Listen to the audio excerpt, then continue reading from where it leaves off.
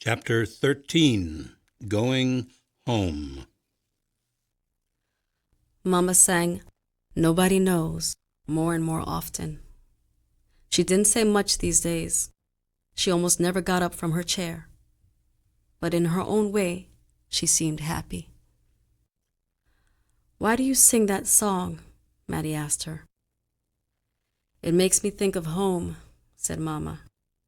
"My mama sang it in the fields, and her mama before her. It's an old slave song. I don't want you to forget it, child."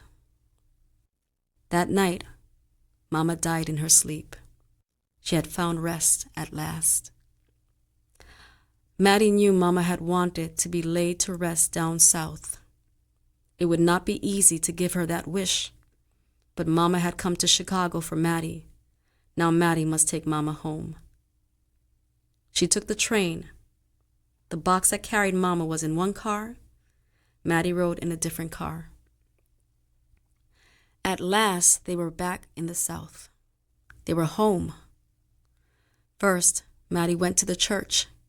She made sure everything would be ready for Mama's service. Then she walked down the street. The old town had not changed much. The old dirt road was a stone road now.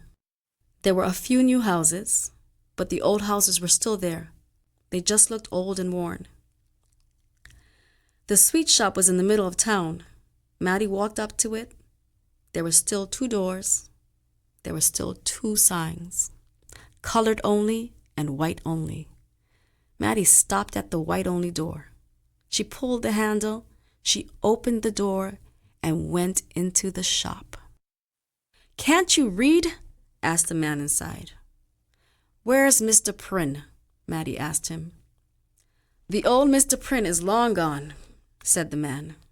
"I am Mr. John Prynne, Jr. Who are you?" "My name is Miss Mattie Charles. I grew up on a farm outside of town." "Why does your shop still have 1 door for black people and 1 for white people?" "I don't know, Miss Mattie," said Mr. Prynne. "It's always been that way. We don't change much around here." "I don't understand," said Mattie. "If everyone used the same door, some white people would get angry. They would stop coming to my shop." "Don't the black people get angry?" Mattie asked. Mr. Prynne didn't say anything. Mattie walked out of the sweet shop without buying anything. Other black people were out on the street.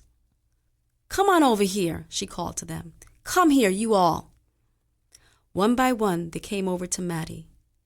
A small crowd gathered around her. Mattie spoke to them. "Black people work and die in the fields and mills just like white people do. My boy's in the war, fighting for his country. I do not want to see white-only signs. Now who is hungry for a sweet?" A change seemed to come over the crowd. People were talking and shaking their heads.